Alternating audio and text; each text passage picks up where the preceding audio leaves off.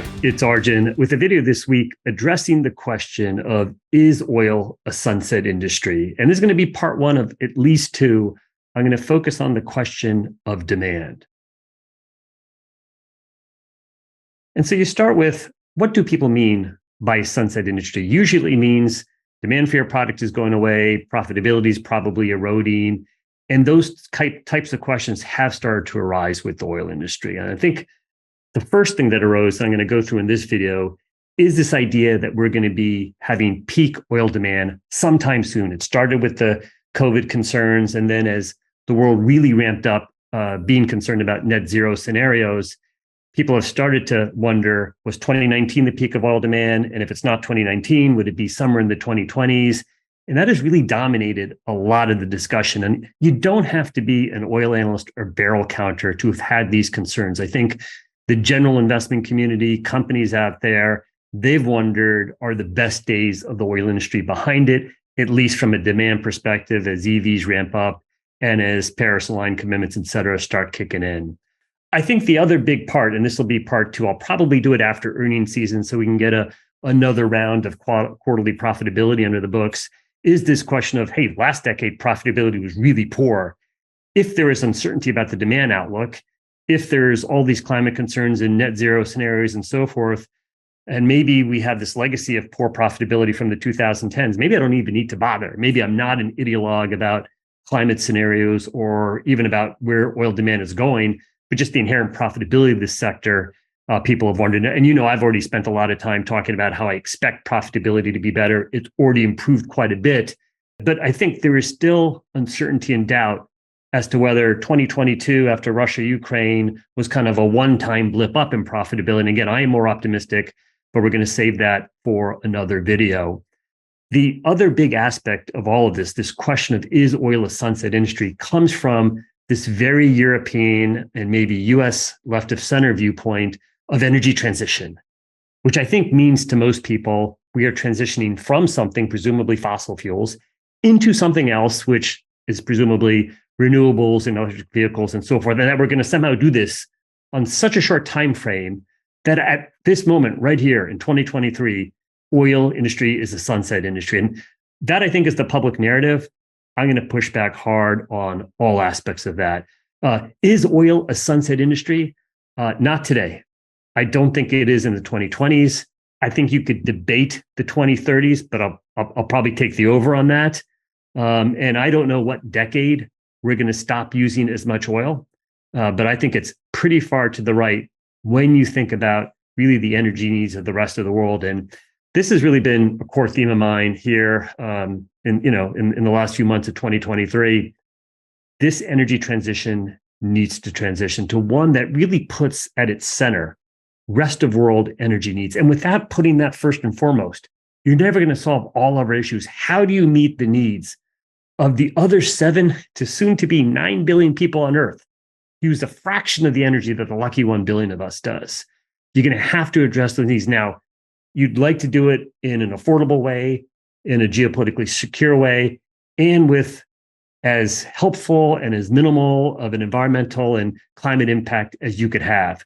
But make no mistake, you have to provide energy availability for all. And with that, and if you don't do so, you will never get to these other considerations. It all is going to have to go together. This energy transition needs to transition. And I think as we put the rest of the world's energy needs first and foremost, they're going to be using a whole bunch of oil and natural gas. And by the way, probably a lot of coal. Now, how do you mitigate the environmental negative aspects of that? How do you take the benefits of what those products provide? How do you do it in an affordable, geopolitical, secure way? Those are all the challenges we're trying to solve. But we're trying to solve that challenge, providing the energy needs for the rest of the world, hopefully with as small of an environmental and climate footprint as we can have. So let me get to really the heart of this week's video, which is this question on the outlook for oil demand. And really, we are on track to obliterate this sort of net zero ideology. And it's really the negative aspects, the ideological aspects of net zero that we push back on. Do we want to decarbonize? I am always said I have no issues with decarbonization as some long-term objective. What I do object to is taking people's energy away or saying you're going to take them away before the new stuff's ready for prime time. And so let me I've spent time on this IEA net zero by 2050 report. This came out in May of 2021. And in fairness, it was pitched as a scenario, and it is a scenario. The question is, or the point is, it's a wholly unrealistic scenario, and it was never on track to occur. And it has been the weaponization of the scenario by some. And I think it's a willful weaponization. I don't think it's a surprise it's been weaponized, where that blue line at the bottom of the slide, no new oil and natural gas fields are required, but beyond those already approved for development, consistent with this net zero scenario, which admittedly had a whole bunch of other assumptions. That has been weaponized to say, don't invest in new oil and gas fields. This is a sunset industry. By the words of the weaponizers, it needs to go away.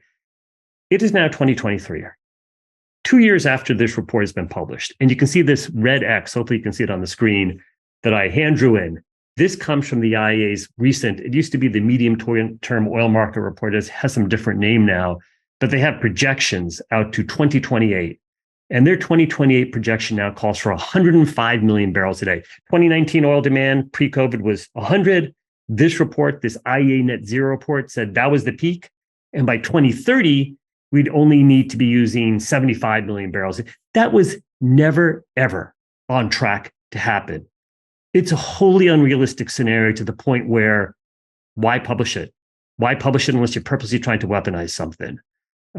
It's only 2 years later. And yes, different groups produced the medium-term report versus this net zero report. The net zero report, again, I've said it many times now, is a scenario. It's not a forecast. It was never on track to happen. We're blowing through the numbers here in 2023, 2024. We did not peak in 2019.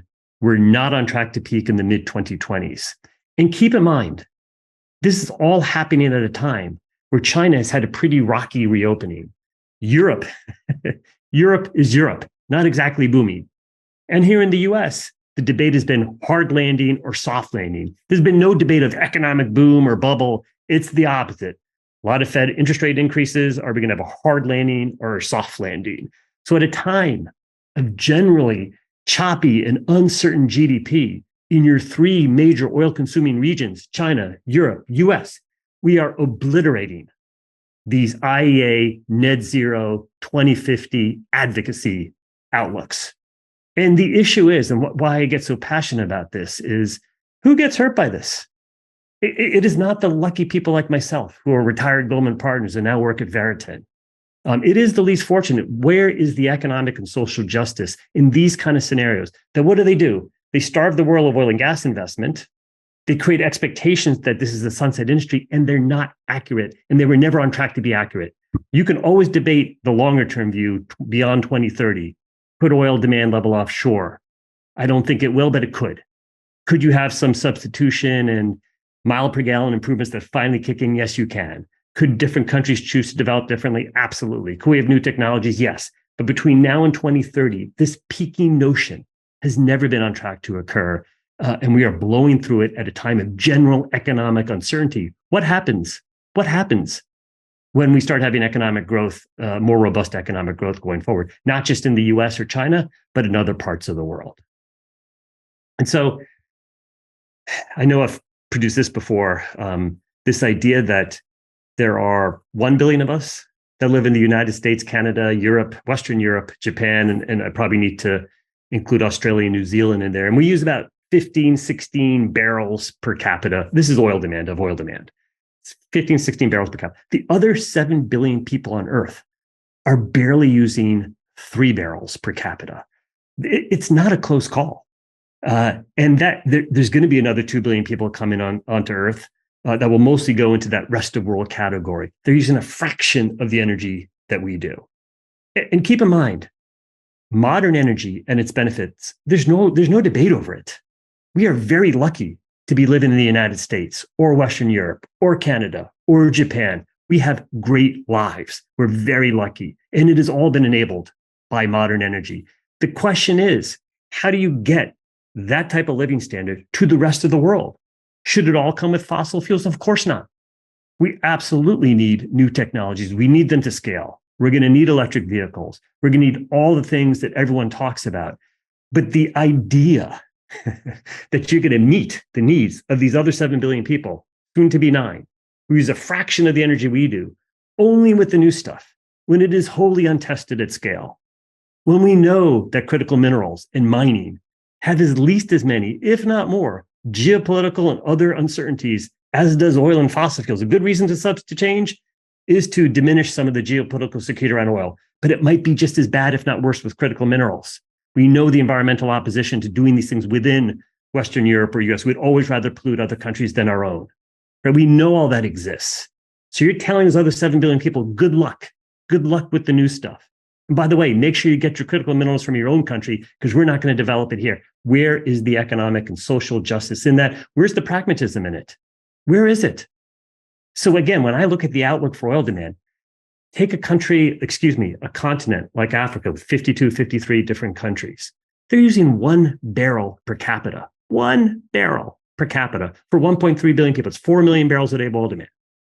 If they were to simply get to 3 barrels per capita, that's simply the average of the current rest of the world. If they simply got to that very low average, 3 barrels per capita, you're talking 8 million barrels a day of oil demand growth. Now, China went from 5 million barrels a day in 2002, 2003 to 13 million barrels a day of demand. I think it took them like 15 years to grow by 8 million barrels a day. Will the continent in Africa grow that quickly? I don't know. They have a lot of challenging government situations and so forth. Maybe it'll take them 25 years. And that in a nutshell is your debate on oil demand. It is maturity and declines in the OECD versus ramp in the rest of the world. But the fraction of modern energy being used in the rest of the world is so small that it is really hard to see why there is such a pervasive mindset that somehow the oil industry is a sunset industry. You don't have to like oil companies. None of this is a plea to like oil companies. It is to recognize the critical need for oil as a foundation to economic growth and living a modern lifestyle. And so the final slide I wanted to go through here today is really to reframe this energy transition discussion as one that is solving for a hierarchy of needs. I'd say for the climate ideologues out there, we've already seen an evolution from only caring about net zero by 2050 and Paris-aligned targets to this language of an energy trilemma, which I think I've got it right, is reliability, security, and climate. To me, it's not even a trilemma. It is a hierarchy of needs. I think Germany, post-Russia-Ukraine, proved beyond any shadow of a doubt, when modern energy is cut off for you, you will do whatever it takes to replace it. The Russian gas is cut off to Germany. They, for whatever reason, are shutting down their own nuclear plants. Whole nother video for that one. And what do? They turn to lignite coal. Not any kind of coal. The worst kind of coal from an environmental perspective that you can burn. They couldn't live for 5 seconds with that energy. And I don't blame them, because I know I can't here in the tri-state area of the East Coast. When we have power outages, which we do, we fortunately have a backup generator, a natural gas generator. Thank goodness I bought it. None of us can live without 5 minutes without energy. It is about energy availability for all. As I showed in the previous graph, there's 1 billion of us that are very lucky. There's another 7 billion that are trying to add to their luck and to be able to use more modern energy. So I've given the Germany example. I think examples of where energy transition needs to be thought is like the distinction between China and India. So if you're China and you currently import 10 to 12 million barrels a day of oil, mostly from OPEC plus type countries, there's no doubt you're going to want to do electric vehicles. So again, some of the new technologies, they in some respects get over-categorized as just being for climate. It is a geopolitical step in the right direction for China to have coal-fired EVs over OPEC plus fired ICE vehicles in a nutshell. And I think the question for India is, they're not going to want to repeat China's dependence on rest of world oil supply. So I'm sure India will make every effort to go as electric as they can, but there are practical limits to it. There's no chance they're only going to be using electric vehicles in India 20, 30, 40 years from now when you look at the size of the population. It may not industrialize, which is with as much heavy industry as China. So their oil use is going to be different. It is a services economy. It is not quite built on the export type policies that China had. So it's going to be the nature of oil demand is going to be different. They're going to want new technology. Solar is going to make sense. There are other new technology going to make sense. They're not going to want to simply import LNG, but they also have a lot of coal. So how do you reframe energy transition country by country or region by region? Africa, to me, is where energy transition will be won or lost. They have a lot of oil. They have a lot of natural gas. They have a lot of critical minerals. They have a lot of smart people. And they have a lot of people who currently are living on very low income levels. There is a lot of opportunity for energy demand to grow there, but also to be met by domestic supply. And how does that add up? Not all those countries get along with each other. So how do they think about intra-regional crude oil, natural gas, critical minerals, supply-demand balances? And I think for the US and Canada and for the Middle East, there's a huge opportunity to provide our crude oil, to provide our LNG, but to provide our technology, including a lot of the newer technologies, to the rest of the world. Whereas the Middle East mostly has to offer crude oil and some natural gas to the rest of the world, in the United States and Canada, we have the opportunity to offer all of the above. And we should be offering all of the above. It's about taking steps to make our economy more efficient, to improve our multiplier of GDP growth to energy demand growth, and to use our excess crude oil, LNG, and new technologies, whether it's electric vehicles, batteries, hydrogen, carbon capture, all the new stuff. We have some of the best entrepreneurs. We have some of the best technology. We have some of the best universities. And to harness our energy long position to meeting the rest of the world's energy needs. We're not on track for that right now. Some in both Canada and the US have this view that climate is the only concern. It is a concern. There's no way it's the only concern.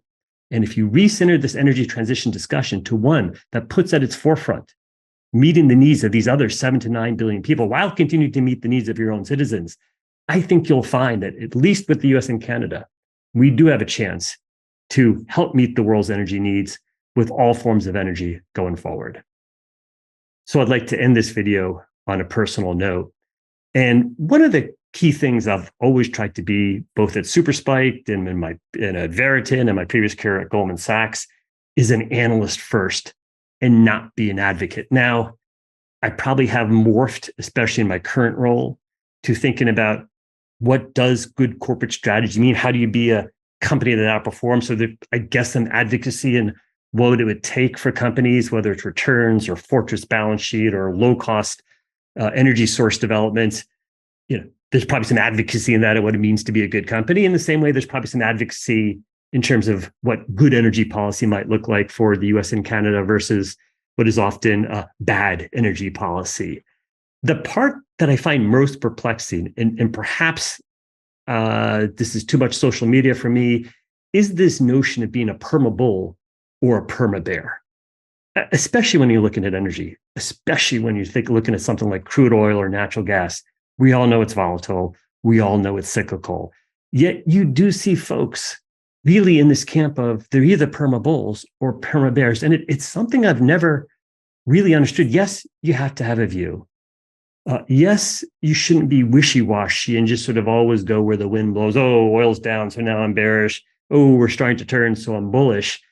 But the sort of resistance, if not outright hostility, from these sort of two camps of folks who are distinctly sort of always bullish, perma bulls, or that are always bearish, I do find it mystifying. I'll just say, I hope I don't come across as a perma bull ever, even this, I am very positive on this industry not being a sunset industry. I think it's got a lot of good years ahead of it. And as I am very positive on the profitability outlook, it comes from a point, as best as I can, of trying to be an analyst first, and then being very clear on what I'm advocating for. So that's it. Thank you.